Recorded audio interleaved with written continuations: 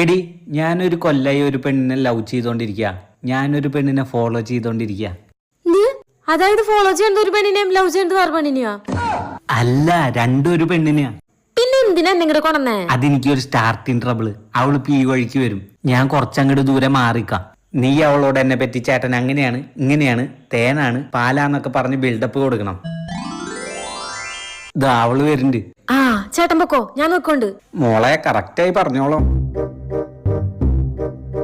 ചേച്ചി ഒരു കാര്യം പറയാനുണ്ടായിരുന്നു. ദാ നിക്കണ ചേട്ടനെ കണ്ട? അതെന്റെ സ്വന്തം ചേട്ടനാ. ഒരു വർഷമായിട്ട് ചേച്ചിനെ ഭ്രാന്തായിട്ട് ഇഷ്ടപ്പെട്ടോണ്ടിരിക്കുക. ചേച്ചിനെ കുറിച്ച് മാത്രമേ വിചാരമുള്ളൂ. ഉണ്ണുമ്പോഴും ഉറങ്ങുമ്പോഴും എന്തിനെ പണിക്കും അതുവരെ ചേച്ചിനെ ആലോചിച്ചിട്ടായിരിക്കണത്. 10-35 വയസ്സായി, ഇനി അവന് വേറൊരു പെണ്ണ് കിട്ടും തോന്നണില്ല. ചേച്ചി ഇപ്പൊ പറയണ മറുപടിയിലാണ് അവന്റെ ജീവിതം ഇരിക്കണത്.